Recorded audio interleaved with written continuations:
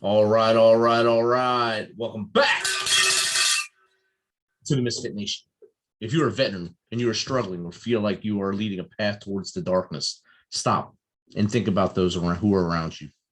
Think about how they truly value you, how they will miss you. You are not alone. You need to talk to someone. Someone will listen to you. If you feel like you'll be a burden to someone that's in your inner circle or your family, or you're embarrassed to talk to them about it, call the anonymous hotline at 1-800-273-8255 and take option one if you're a veteran. If you're a new listener, thanks for joining us. Please subscribe to our show on your favorite podcast apps. This includes the Military Broadcast Radio app, and check out our family of shows there. Don't forget to subscribe to our YouTube channel at _Misfit Nation. That's _Misfit Nation. This will keep you up to date on all our latest news, our episodes, and of course, the stories of our great guests. Speaking of which, our next guest is a certified public accountant, U.S. Tax Court Practitioner, a member of the Internal Revenue Service Advisory Council, and the founder of GetPayroll. His companies have provided full-service payroll services, payroll tax services, and other payroll-related services since 1991. He's an accomplished senior executive and entrepreneur with more than 50 years of financial leadership experience in a broad range of industries, and author of 4 books, the latest one being the Payroll Book, a guide for small businesses and startups. So without further ado, let's welcome Vietnam veteran Charles Reed to the Misfit Nation. Welcome, Charles. Rich, thank you for having me. It's a pleasure to be here.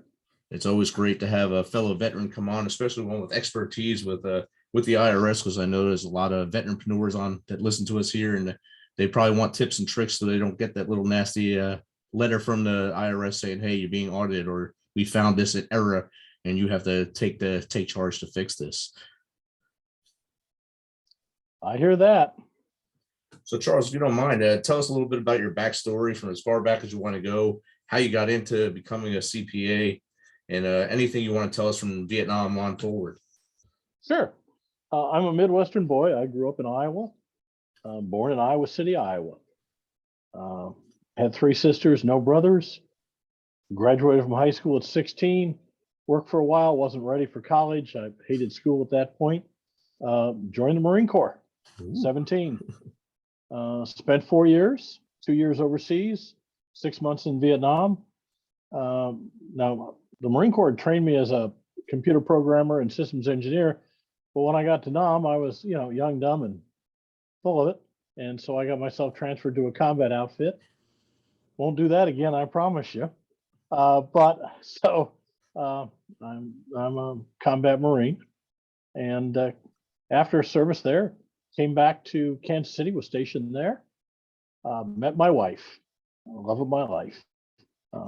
She had 5 kids when I married her.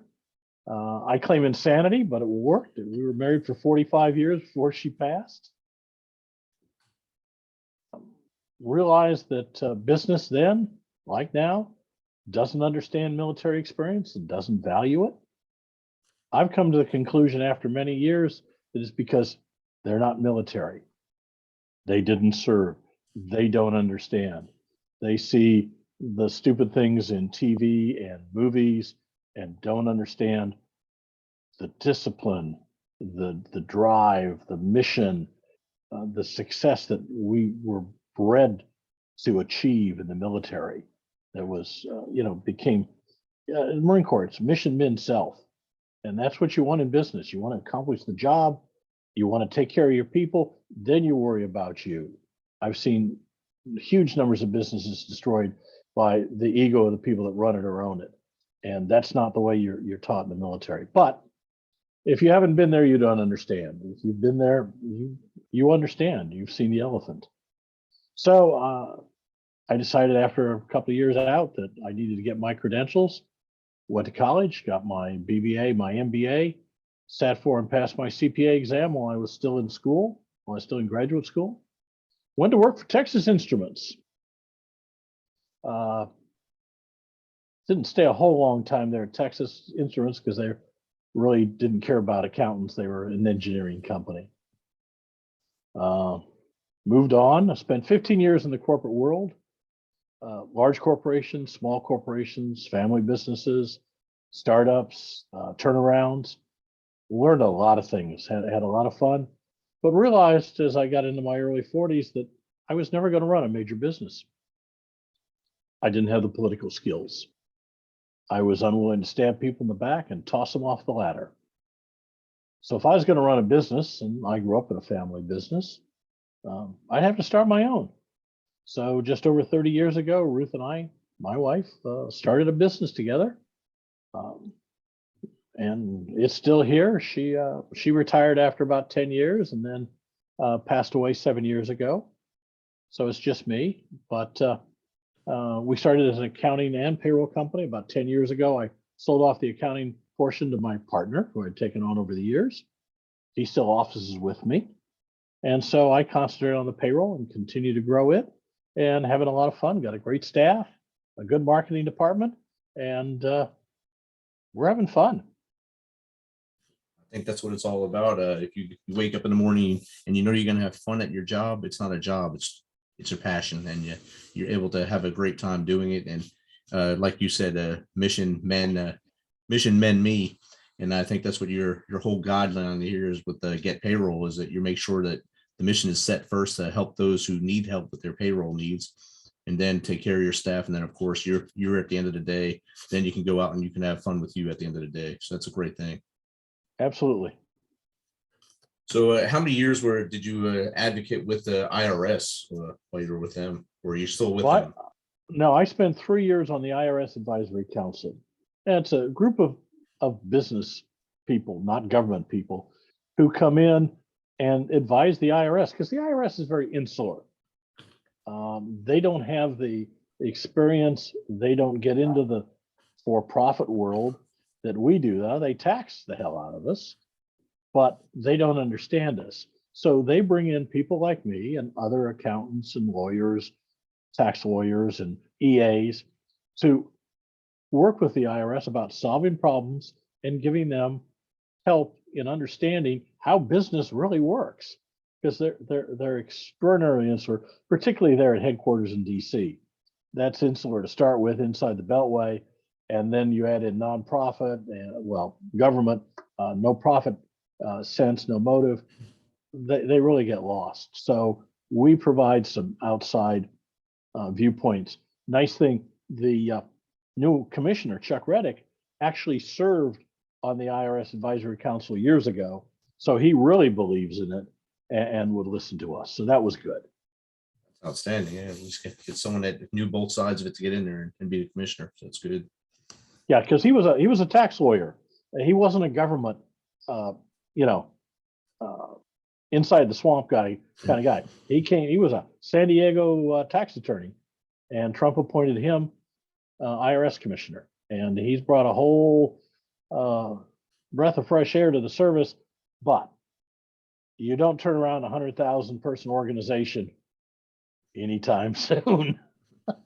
That's a big mission in itself right there. That mission will take forever to clean out and get that fresh blood and fresh eyes in there and see new things, new ways of doing things, where it's not, like you said, the bureaucratic mess that is up there. Yep, absolutely. So so a company contacts you and says, hey, can you help us with our payroll? And then what happens then? Exactly. We process payroll for small and medium-sized businesses around the country. So what we do is we set it up where all you do is you feed us electronically the hours your people worked and any changes, new hires, terminations, salary changes. We then calculate all the payroll, draft our client's account for that, and distribute it all either as checks or direct deposit to all the employees, pay all the taxes when they're due, file all the tax forms when they're due, and guarantee that everything's done perfectly. If a problem comes up because of something that happened with filing or depositing taxes, that's our responsibility. And if we screwed up, we pay for it. Our clients don't, but we don't screw up very often, believe me. We've got systems and people in place. It seldom happens. But the big thing is we're compliance experts. That's our unique selling proposition. We keep our clients not only in compliance, but when the IRS screws up, and they make millions of mistakes every year, In fiscal 19, the IRS issued $13 billion in employment tax penalties. Several billion were abated. Several billion more should have been abated because they were mistakes. But a lot of people don't know how to handle it when the IRS screws up. You take the analogy I use is Pele. Pele was, when I grew up, was the world's best soccer player, maybe of all time. Wonderful athlete. But if you take Pele at his prime and you'd put him in a New York Yankees uniform and stick him at second base, he'd be lost. Yes. He doesn't know the game. He doesn't know the equipment. He doesn't know the rules. Pick up the ball with your hands and throw it. That's not soccer. So you take a successful business person, a mechanic, a manufacturer, a chef, a lawyer, whatever, a dog groomer, and you say, okay, go deal with the IRS. They screwed up. They're successful. They have a wonderful business. Their clients love them. They make money, but now they're Pele at second base. They're totally lost. So what we do is we fix it. We're experts at it. We know the IRS. We know the rules. We know the IRS manuals. We know the regulations. We know the law. One of the reasons I became a U.S. tax court practitioner is if all else fails, I file a petition with tax court for $60 and get a whole nother bite at the apple. And in tax court, 95% of all cases are settled before they ever go to court. So even if it's a mistake you made, our client made, we can probably get a settlement out of them. We know how to handle this. This is what we've been doing for 30 years and gotten better and better and better at it. Developed better tools, better techniques, better credentials. And so I never recommend that my clients talk to the IRS about these things because they will get personally upset. This got brought home to me real intensely here last year. During COVID, the IRS screwed up on my employment taxes. So I, being the expert, figured I'd just call them up and explain to them where they screwed up. Well, I got this revenue officer over in Fort Worth who was a total asshole, if I can say that, and wouldn't listen to me, refused to follow the rules, refused to follow the regulations, told me things that the IRS manual said that it didn't say, and I had it in front of me. And so I got upset, and my tone got a little louder, and I got a little louder and louder. And I find myself yelling at him over the phone. In the back of my head, I'm going, Charles, don't do this. It's just not going to help. And it didn't. I pissed him off, and he proceeded to do more damage to me that was absolutely contrary to the rules. He had no right to do it and no business doing it. It took me about 3 weeks to get a hold of his supervisor because of COVID. The supervisor said, Mr. Reed, no. Everything's fine. It's all gone away. It's all taken care of. Because I knew who to talk to. I knew the next step to do, and the next step, and the next step, and the next step. So it all went away. But it brought home the fact that, no, if you're emotionally involved in it, don't talk to the IRS. It's just going to piss you off. So this is what we do for clients. Right. You know, we're very competitively priced, but our competitors don't do what we can do. They're not set up for it. If you call our major competitors and say, I want to talk to a CPA, they'll tell you to talk to your own CPA and pay his hourly fee because they don't have CPAs to talk to you. They don't have tax court practitioners. They don't do this kind of thing. We do. That's what sets us apart and makes us valuable to small businesses throughout the country. Now, if all goes well, you may never need that aspect of our service, but you have auto insurance, you have homeowners insurance, you may have life insurance. You hope on the first two never to need them, and the third one's not for you anyway. We're insurance for your payroll. If something happens, we fix it. I mean, that's a good policy to have right there. It's probably better than Jake from State Farm to have you there in case IRS comes knocking on the door and you say, whoa, red flag. Let me call Charles and team and they can come help us out. I've done this. I had a client florist. And a revenue officer showed up at her office unannounced. And she called me all upset. And I said, let me talk to the revenue officer. And I got the revenue officer's name and ID number. So I knew exactly who it was. And I said, okay, look at your file. You will find that I'm on there as a power of attorney.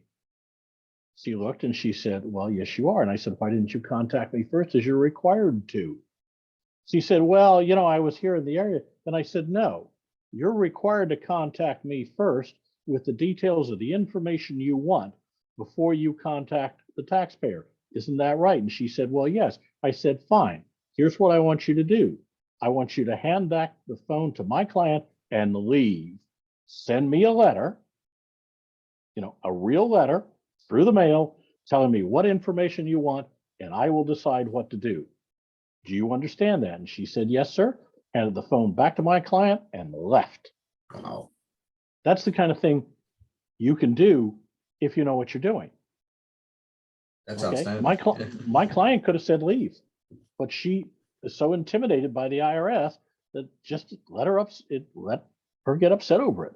No reason to get upset over the IRS. You do because you're emotionally involved like me, but there's no reason to. That's why we're here, to take care of those things, to prevent those things, and when we can't prevent them, to fix them afterwards. So you talked about a tax court. That happens after you get your penalty and then you start to do the abatement process. How many steps does it take to get it actually resolved? You said they don't usually go before a judge, usually settled well before that, or a high percentage are settled. So how's that? Well, here's what happens. You get a letter and here's a penalty. Well, you send a letter back and say, no, I shouldn't be penalized for these and various reasons. And they send you a letter back saying, no, we're not going to abate it. Your first letter will always be no, I promise you. So you send the second letter to the appeals coordinator. About 95% of the time, you're going to get a no. Then you file for an appeals hearing. And depending on the process, you may have to file for a collections due process hearing to stop collection efforts. Well, you go through the appeals hearing, and if you get an answer that's yes, you're fine. If not, you can go to the appeals coordinator, above the appeals, the boss. And if you don't like that, you can go to the director of field operations. There's actually another guy over him before you get to DC. At some point in time, the time's going to run out and they're going to say, you got 90 days or else. At that point, you file a tax court petition. That tax court petition stops everything. It's immediately sent back to what's called docketed appeals, and you get a whole nother start, a whole nother bite at the apple with a whole different set of personnel. And these people are as sharp as you're going to find at the IRS. And they're very understanding, and they don't want to go to court. They want to avoid court, because if they take something to court and lose, now there's a precedent. And everybody else where those circumstances comes up can rely on that and say, no, I don't owe you. Here's the court case. So they don't want to set precedents. They just want to keep taking your money. Exactly. So that's the process. I had one penalty abatement that took 9 years. I'd finally gotten ahead above the director of field operations, but the guy wouldn't return my calls. Now, since I was on IRSAC, I've met the chief of appeals in Washington, D.C., and I met the deputy chief of appeals. So I called the deputy chief of appeals. I'm sorry, the deputy chief of appeals, and said, hey, this guy won't return my phone calls. He works for you. And she said, I'll have him call you. He called me that afternoon. I tried for a year to get a hold of him, but when the deputy chief called him, he called me back that afternoon. And we talked about the case. It was a $95,000 penalty. I didn't think it was right. I thought there should be no penalty. We talked about it. He then assigned it to a brand new appeals office up in Minnesota with a brand new appeals officer. And they looked at it and they agreed with me there should be no penalty. It was a simple mistake. And so the $95,000 penalty went away and my client got a $400 refund. Wow. That's a big plus. So these are the things that you can do if you know what you're doing. It's like, you know, anything else. I don't even work on my own cars anymore. They've gotten way too electronic. I've got experts that plug things in and tell me what's wrong and show and fix it. Okay. Well, this is what we do with the IRS. We know what we're doing and we fix it. So I don't make my own clothes. I don't work on my own car. I don't mow my own lawn. I outsource all those things because they're not core to my way of life or business. And that's what most businesses should do with payroll, is they should outsource it to professionals, and frankly to us, because we provide a higher level of compliance than anybody else I know of. So at what size should a company decide, hey, I need to outsource payroll? I mean, I know when they're starting off, it might just be mom and pop running the shop or running the business. As they get an employee, or is there a magic number when they should start? Well, there's a couple of things that go into that. One is the type of entity you're in. If you're a sole proprietor and it's just you or just you and the spouse, then you're never on payroll. It's all on your Schedule C and your 1040 and your employment tax on the 1040. So you're never on payroll, you never get a W-2. But if you incorporate, or if you form an LLC that files as a corporation and you work in that business, you're an employee. And you have to withhold taxes and make deposits and create W-2s and send them in, even if it's just you. We have a large quantity of single person employers that have incorporated and are in a business, and we pay just them, and we do all the forms and so on. It's just not worth their time. So if you're not a sole proprietor or a partnership, just you. If you are a sole proprietorship or a partnership, when you hire that first person, you need to talk to us, because a lot of these places, a lot of these small businesses will go, well, I'll just pay them as a 1099er. That's not a choice. There's a whole body of law. You don't get to choose. They don't get to choose. The judge gets to choose in the end. But we can help you determine whether that person is a contractor or not. And if you want to be a contractor, we can advise you on how to set things up in paper to make them be a contractor for IRS purposes, if possible. And it may not be possible. And so if you have an employee, you need to file, you need to get your numbers from the state and from the Fed. You need to withhold taxes, you need to deposit them, and you need to do all your filings. So in many cases, it's the first employee or it's you personally. That clears up some of the fog that's in my head, I guess. And I'm sure it'll help a lot of the audience as well. So if you had, like I told you earlier, we have a lot of veteranpreneurs that are on here that listen. We had a lot of guests that were starting businesses as they came out of the military. Some are still in the military as they start the business. What tips would you, if you can give them 3 tips to get for success, what would those be? Well, in terms of pay, well, I'll tell you one thing. In terms of success, and this is something I stole from Bill Gates, people will overestimate what they can accomplish in a year and underestimate what they can accomplish in a decade. Business is not a sprint, it's a marathon. Work at it every day. You'll be amazed over time at what you can do. You're not going to be that unicorn. You're not going to be Bezos. You're not going to be Zuckerberg. You're not going to be Bill Gates. Those are so far outliers as none of us will ever see them. But you can get very successful and make a wonderful living for you and your family over time if you work at it. And one other thing, second tip, I was having lunch with Lee Iacocca, myself and a couple hundred other people. And he said, getting rich in this country is simple. You just have to work half days. Just work a half a day every day. It doesn't matter whether you work the first 12 hours or the last 12 hours. So hard work, dedication, time in it will get you successful. That's it. The other thing in terms of payroll and taxes, know what you don't know. I wrote the book, the payroll book. I wrote the book on payroll, Guide for Small Businesses and Startups. It's a reference book for small businesses. It's designed to keep them out of trouble. I found there was nothing in the market for clients and potential clients that asked me questions.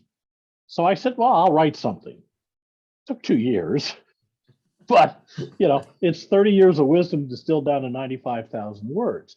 So take advantage of things. And I'll tell you what, for your listeners, if they'd like a copy of the book, if they will go to the payrollbook.com, the website, and enter the discount code podcast, I will send them a free book as long as supplies last. No shipping, no handling. We'll just send them a free book if they'd like one. So if they'll go to the payrollbook.com and a discount podcast and their information, we'll ship them a free book. And that's a tool that it goes through different types of entities. What's an independent contractor? What's an employee?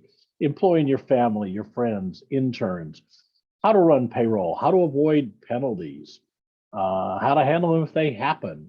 What's a PEO? What's a cheat? On and on. Workers' compensation, other things. It's a wonderful handbook, and we'll give your listeners a free copy if they'd like one. Awesome. Thank you. I'm sure they'll appreciate that. And how does someone get in contact with you personally, or your business to say, hey, I just started my business. I really know I don't know this stuff. You know it. How do I get you on board with us? Sure. We're on the web at getpayroll.com. My personal email is cjr@getpayroll.com. And very frankly, 972-353-0000. That's the office number. If you got a question, give me a call. I like to answer questions. And frankly, if it's something I can answer off the cuff, it's free. If it's going to be a long, complex thing I need to do research, I'll quote you a price. But most of the time, I can answer it, or one of my people can answer it, and we're more than happy to help, particularly for veterans. I mean, I got out 50 years ago. It's a major change in your life, and I've got lots of things from my military experience that are still with me. I was thinking the other day, it's probably the most important thing I ever did in my life was to join and graduate from Marine Corps boot camp. The best thing was marrying my wife. Probably the most important thing, and the thing that has shaped my life more than anything else, was 4 years in the United States Marine Corps. I live with it every day.